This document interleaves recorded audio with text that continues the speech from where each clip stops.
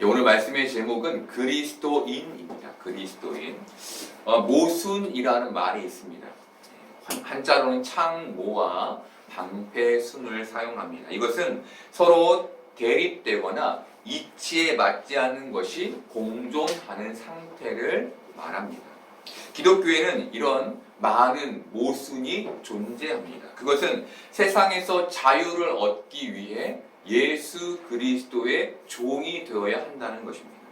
십자가에 못 박혀 초라하게 죽으신 예수님이 우리를 구원하실 강하신 하나님의 아들이라는 사실입니다.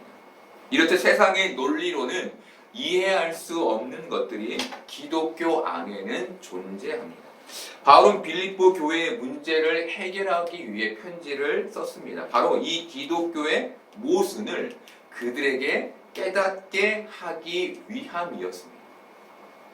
이것은 다른 관점에서 교회는 이 신앙의 모순을 깨달은 사람들의 모임이 되어야 함을 의미합니다. 세상의 세계관을 가지고 이 자리에 앉아 있는 것이 아니라 그리스도의 모순을 가지고 이 자리에 그것을 깨달은 자로 앉아 있는 자들이, 예배하는 자들이 그리스도인인 것이죠.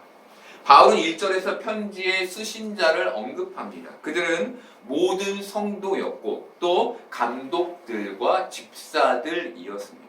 바울은 빌립보 교회 안에 있는 모든 성도와 함께 특별히 감독들과 집사들을 언급합니다. 학자들은 바울이 모든 성도와 함께 특별히 감독들과 집사들을 거론한 이유를 이 두 부류의 대립으로 인해 교회에 분열이 일었기 때문이라고 봅니다. 그리고 학자들은 그 분열의 중심에 감독들과 집사들이 있었을 것이라고 봅니다.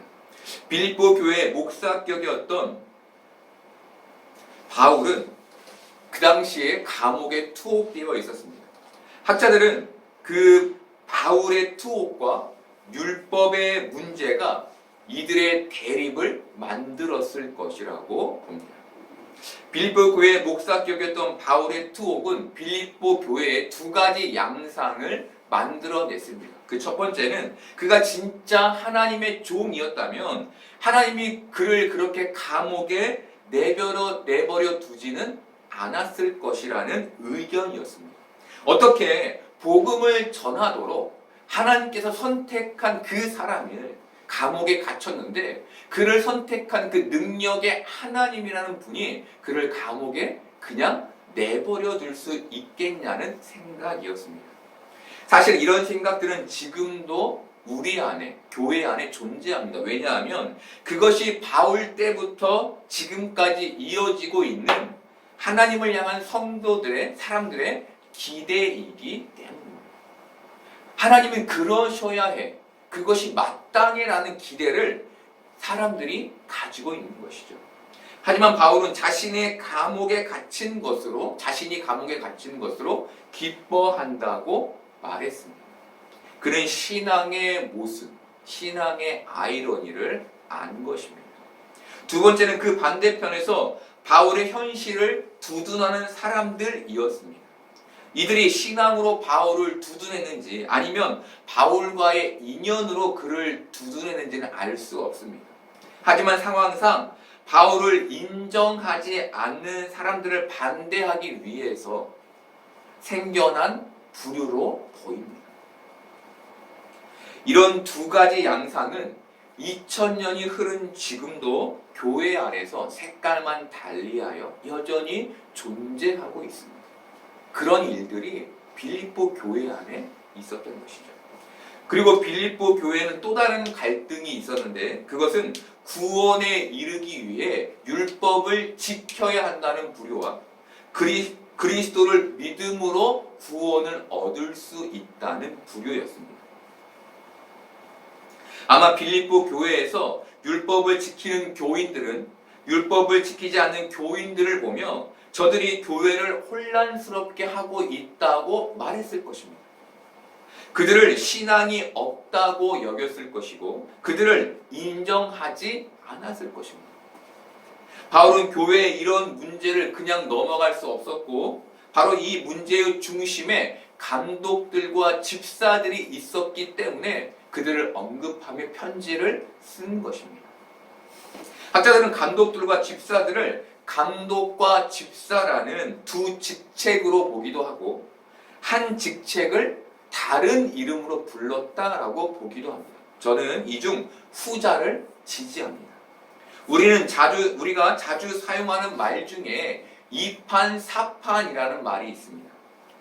우리는 이 말을 싸울 때 너 죽고 나 죽자라는 것으로 사용합니다. 이판사판이라는 말은 이판과 사판의 합성어입니다. 이판은 불교의 이판승을 가리키고 사판은 불교의 사판승을 가리킵니다. 이판승은 법전을 연구하던 스님으로 정적인 삶, 연구하고 공부하는 삶을 살았던 스님을 말합니다. 사판승은 소위 공양을 해서 절을 운영하던 행정 스님을 말하는데 동적인 삶을 이들은 살았습니다. 이판승이 없으면 불교의 가르침이 전해질 수 없었고 사판승이 없으면 절이 제대로 운영될 수 없었습니다. 그래서 이판승은 원리 원칙을 굉장히 중요하게 여겼고 사판승은 현실을 아주 중요하게 여겼습니다. 여러분, 이들이 서로를 보며 어떤 생각을 했을까요? 사판승은 이판승을 보며 현실을 모른다. 참 저렇게 현실을 모를까라고 생각했을 것입니다. 또 이판승은 사판승을 보며 너무 세속적이다. 저들은 거룩함이 없다라고 생각했을 것입니다. 이렇게 서로의 생각이 달라서 막다른 데 이르러 서로 대립하게 된 것을 사람들이 이판사판이라고 부르게 된 것입니다. 빌립보 교회에 있는 감독들과 집사들도 이판승과 사판승처럼 그 역할이 달랐습니다. 학자들은 감독들은 교회의 질서를 유지하는 역할을 했을 것이라고 봅니다. 반면 집사들은 교회의 교인들을 돌보는 현실적인 역할을 했을 것이라고 봅니다. 이들의 역할이 완전히 달랐던 것이죠. 중요한 것은 이들이 교회의 리더들이었다는 것입니다. 리더들의 대립으로 교회가 분열하고 있었다는 것이죠. 바울이 이 문제를 해결하기 위해 편지에서 가장 먼저 쓴 말은 그리스도 예수 안에서 빌립보에 사는 모든 성도와 또한 감독들과 집사들에게 편지한다는 말이었습니다. 바울이 가장 먼저 밝히는 것은 내가 나의 생각을 너희에게 전하는 게 아니라 그리스도 예수 안에서 말한다는 것이었습니다.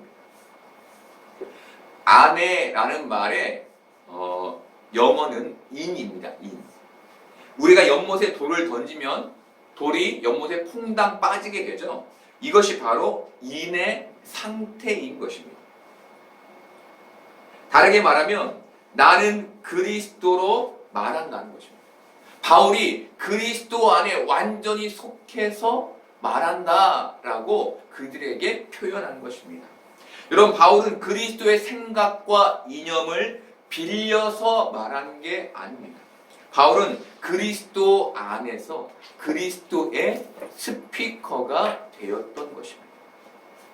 이것이 가능했던 이유는 그가 예수 그리스도의 종, 바로 그 정체성을 가졌기 때문입니다. 그가 주인의 정체성을 갖지 않았기 때문에 그리스도의 스피커가 될 수 있었던 것이죠. 여러분, 교회 안에서도 이런 일들이 많이 일어납니다. 많은 사람들이 주인이 되어서 자신의 말들을 합니다. 그것은 그리스도의 스피커가 된 것이 아니라 그리스도의 것을 빌려와서 말하는 것이죠. 그것은 종의 정체성을 갖지 않았기 때문에 발생하는 현상인 것입니다. 지난주에 바울이 가졌던 종의 정체성이 무엇인지에 대해서 말씀드렸습니다. 혹시 잘 기억이 나지 않으시면 지난주 설교를 다시 한번 들으실 것을 권해드리겠습니다. 바울은 자신의 정체성을 밝힌 후 모든 성도를 언급합니다. 그리고 그 후 감독들과 집사들을 언급합니다. 이것은 감독들과 집사들인 너희가 모든 성도 안에 들어있는, 즉 하나님 그리고 예수 그리스도와 특별한 관계에 있는 사람들 중에 하나임을 자각시키기 위함이었습니다. 한국교회 오랫동안 이어져 온 고질적인 문제는 직분의 계급화입니다. 장로가 되면 집사보다 위에 있다고 여기고 자신을 특별하게 여기는 그 고질적인 계급과 권력의 문제가 여전히 한국 교회에는 남아 있습니다. 시대가 바뀌었지만 이 문제는 여전히 교회 안에 있습니다. 왜일까요? 왜 여전히 그런 고질적인 계급화의 문제가 남아 있는 걸까요? 이들이 그 직책을 그리스도 안에서 생각하지 않기 때문입니다. 그들이 그리스도의 종임을 모르는 것이죠. 빌립보서 1장 1절 전반절에서 바울은 자신과 자신의 제자 디모데를 그리스도 예수의 종이라고 표현합니다. 바울이 자신과 디모데를 같은 선상에 놓은 것이죠. 바울은 왜 내가 디모데의 선생이었다라고 말하지 않았을까요? 왜 내가 그를 가르쳤다라고 말하지 않았을까요? 왜 내가 그 위에 있다는 식의 표현을 사용하지 않았을까요? 디모데를 아랫사람으로 보지 않고 동역자, 그리스도의 종으로 보았기 때문입니다. 바울은 너희가 알다시피 나의 제자였던 디모데를 내가 동역자로 여기는 것처럼 너희 또한 서로를 동역자로 보라고 말하는 것이죠. 너희가 하나님 그리고 예수 그리스도와 특별한 관계로 맺어졌음을 기억하여 그리스도 안에서 그리스도의 종으로서의 생각을 가지라고 말하는 것입니다. 여러분, 교회의 직분은 위아래의 개념이 아닙니다. 역할의 차이입니다. 장로와 안수집사와 권사와 성도는 모두 같은 그리스도의 종일 뿐입니다.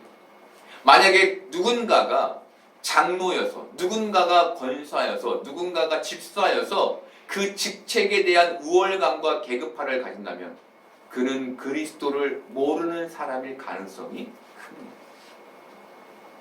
여러분, 그렇다면 그리스도를 아는 사람들은 어떻습니까? 바울과 같이 모든 성도 안에서 자신을 보는 것이죠. 모든 그리스도의 종됨 안에서 자신을 보는 것입니다. 바울은 바로 그 부분, 여러분, 그리스도의 종되지 않아서 생기는 바로 그 부분을 경계한 것입니다. 그렇다면 그리스도의 종되지 않아서 생기는 문제는 뭘까요? 여러분, 교회에는 사람이 100명이면 100명 다 생각이 다릅니다. 만약 그들이 대립한다면, 혹시 그들이 짝을 이루어 연합한다면 교회는 그리스도 안에서 얻게 되는 그리스도의 생명을 잃게 되는 것입니다.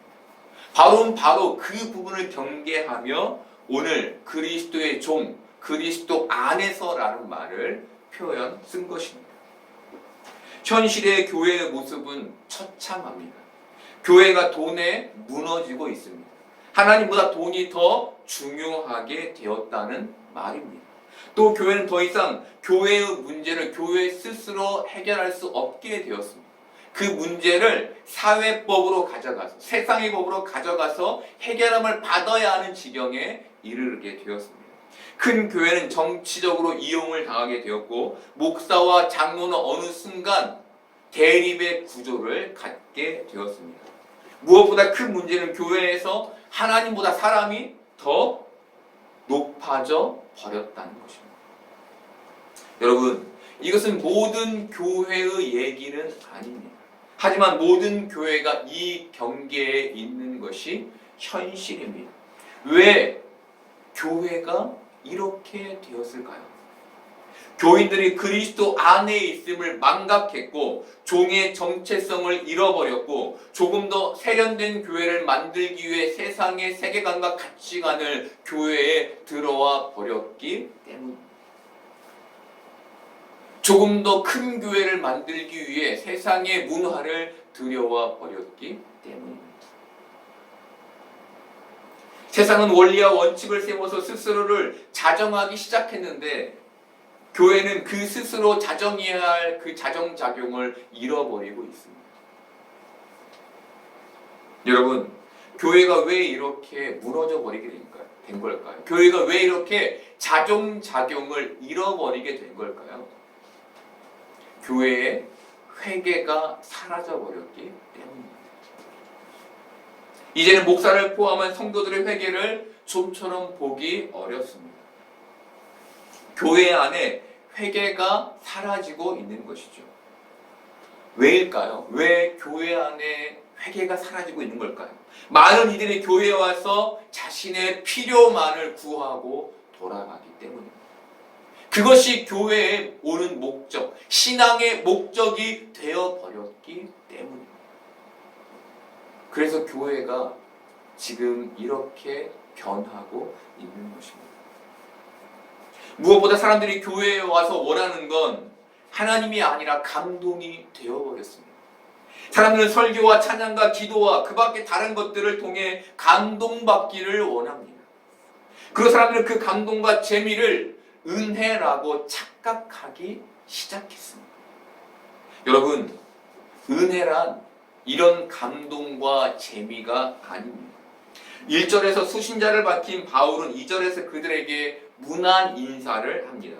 이 시대의 이런 문안 인사는 관용적인 표현이었고 그 관용적인 헬라어는 카이레인이었습니다. 카이레인은 문안 드립니다 라는 뜻으로 기뻐하다라는 본뜻을 가지고 있었습니다. 그런데 바울은 카이레인이라는 이 문안 인사를, 이 단어를 발음이 비슷한 카리스, 은혜로 바꿨습니다. 그리고 바울은 그 뒤에 평화라는 의미의 히브리어 샬롬을 헬라어 에이레네, 오늘 성경의 번역으로는 평강이라는 말로 바꿔 붙여 쓴 것입니다. 바울이 문안 인사를 특별하게 바꾼 것이죠. 바울이 왜 이렇게 바꿨을까요? 그들에게 은혜의 특별함을 알게 하기 위해서였습니다. 은혜라는 단어를 우리는 정적으로 생각합니다. 그래서 감동받은 것, 재미있었던 것을 은혜라고 생각하는 것입니다. 하지만 은혜는 하나님의 활동을 가리킵니다. 하나님이 우리의 인생에 들어오셔서 그분의 활동을 이루시는 게 은혜인 것입니다. 그래서 은혜는 동적인 것입니다.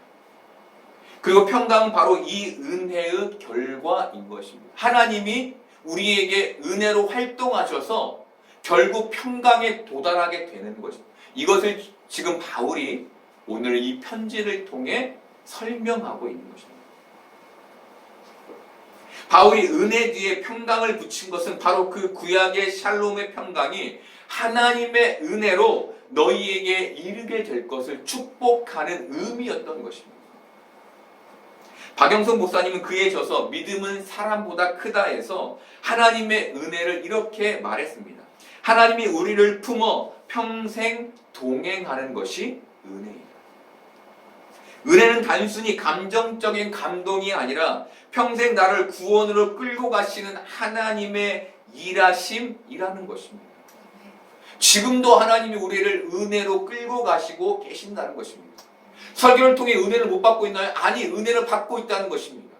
나를 감동시키는 것이 은혜가 아니라 지금 하나님이 여러분의 마음에서, 여러분의 삶에서 활동하고 계신 것이 은혜인 것입니다. 그러니 여러분은 은혜가 충만한 사람인 것입니다. 덧붙여도 목사님은 우리는 자기가 걷는 길이 하나님이 일하시는 방법임을 아는 기쁨을 가져야 한다고 말했습니다. 지금 우리가 이 현실의 고난 가운데 있고 어려움 가운데 있고 병든 가운데 있어도 그 걸어가는 길이 하나님의 방법임을 아는 기쁨을 알아야 한다는 것입니다. 신앙이 있다고 하면서 매일 불평하고 불만하며 자신의 인생을 한탄하는 인생이 아니라 하나님이 지금 우리의 인생에 활동하고 계신다는 것을 아는 것. 그 기쁨을 누리는 것이 신자의 성도의 삶이라는 것입니다. 얼마 전에 후배와 전화를 하게 됐습니다. 지금 두 아이의 엄마가 된 엄마인 후배는 정체성의 혼란을 겪고 있었습니다. 선교단체에 간사까지 한 자신의 신앙적 모습이 현재 너무나 초라하게 느껴졌기 때문이었습니다. 저는 후배에게 여러 조언을 해주고 싶었지만 그렇게 하지 않았습니다. 왜냐하면 지금 또한 하나님이 그 안에서 일하시고 계실 것이기 때문이었습니다. 여러분, 우리의 인생이 마음처럼 되지 않죠. 우리는 막힘의 시기, 그리고 노력할 힘도 남아있지 않은 막막함의 시기, 몸이 고장나고 마음이 무거워서 모든 일에 의욕이 없는 시기 등 마치 하나님과 동행하지 않는 것 같은 시기를 만나게 됩니다. 하지만 우리가 알아야 할 것이 무엇입니까? 그때에도 우리 하나님은 우리 안에서 활동하셨다는 것입니다. 아니, 지금도 우리 안에서 활동하고 계신다는 것입니다. 바로 지금 나의 신앙이 너무 보잘것없어 보이지만 우리 하나님은 우리 안에서 활동하시며 우리를 구원으로 이끌어가고 계신다는 것입니다. 우리가 은혜 안에 있다는 것입니다. 여러분, 이것은 우리가 게을러도 된다고 말하는 게 아닙니다.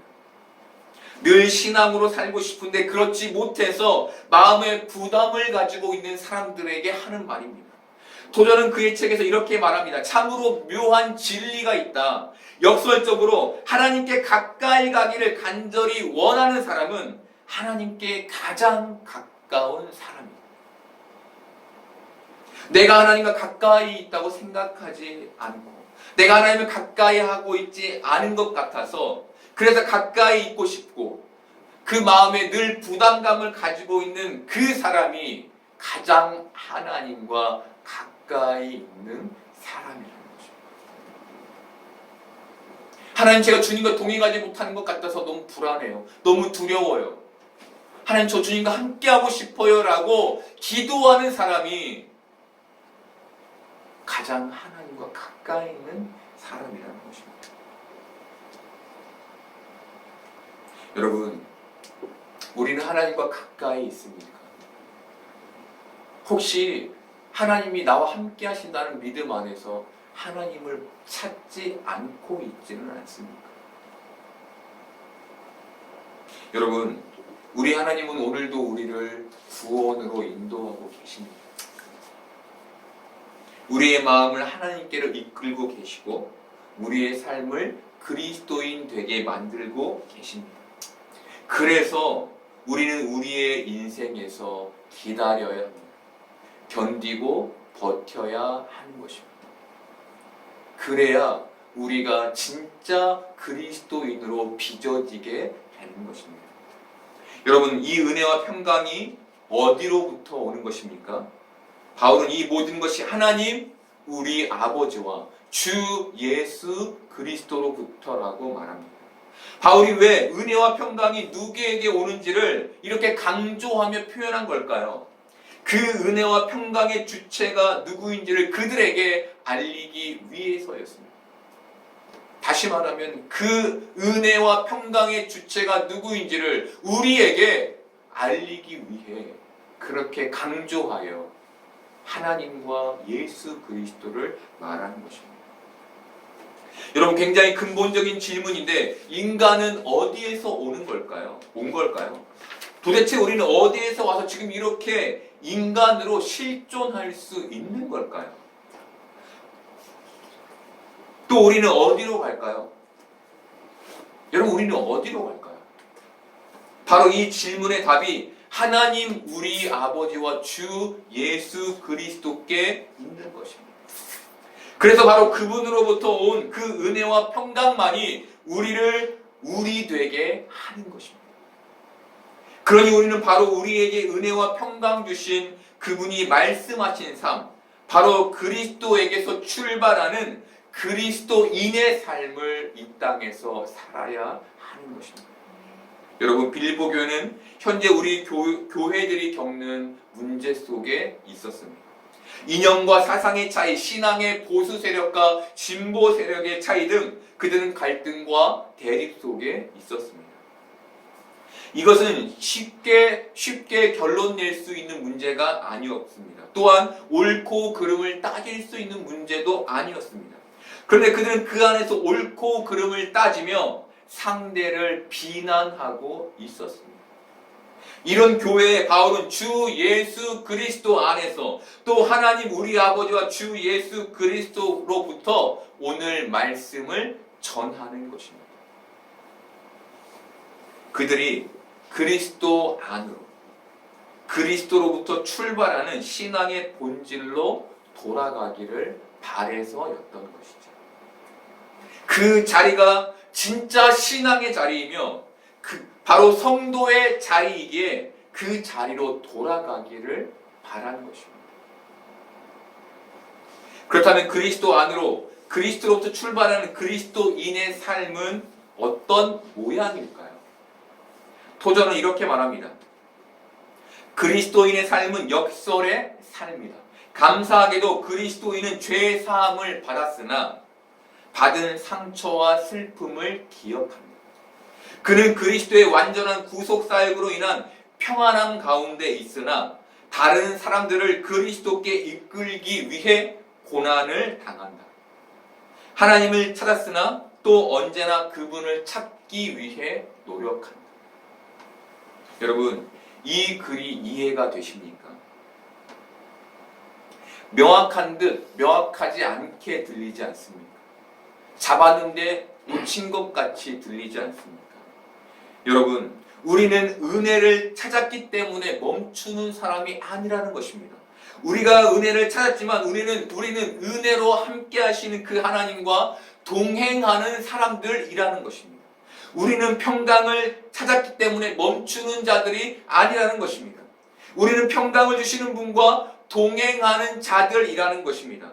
찾았다고, 가졌다고 끝난 게 아니라 그분과 끝까지 동행해야 하는 삶, 바로 그 삶을 잡는 자들이 우리라는 것입니다. 그래서 우리의 삶이 불안정한 것입니다. 잡았으나 잡아야 하는 삶이기 때문이죠. 이것이 세상에서 그리스도인의 삶이라고, 그리스도인의 모습이라고 바울이 말해 주는 것입니다. 여러분, 은혜와 평강은 발견하며 함께 하는 것입니다. 없어졌다가 다시 찾게 되는 것입니다. 우리는 그것을 찾아야 하는, 잡아야 하는 삶, 다른 말로 동행하는 삶을 살아야 하는 것이죠. 그래서 그리스도인의 삶은 늘 이 세상에서 그리스도 안에 있기 위해 노력하는 삶이어야 하는 것입니다. 그리스도로부터 출발하기 위해 노력하는 삶이 되어야 하는 것입니다. 그리고 바로 이것으로 우리는 그리스도인다운 그리스도인으로 성장하게 되는 것입니다. 여러분, 오늘 바울이 어떤 얘기를 우리에게 해주는지 알겠습니까? 그리스도 안에서 그리스도로부터 출발하는 것이죠. 잡았다고 멈추지 말고 잡으려고 달려가라는 것입니다.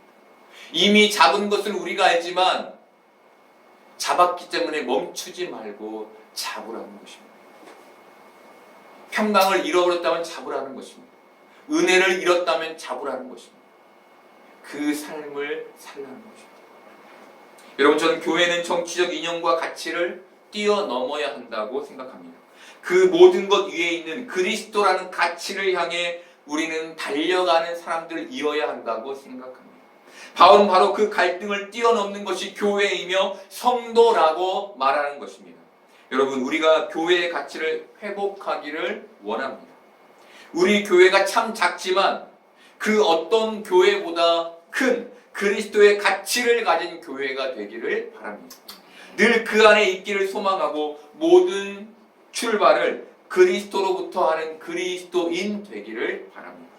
그래서 10년 후, 20년 후에 지금과 너무나 다르게 성숙되어 있는 우리를 발견하는 여러분들 되기를 바랍니다. 그렇게 늘 하나님의 은혜 가운데서 평강을 누리는 그리스도인 된 여러분들 되시기를 소망합니다.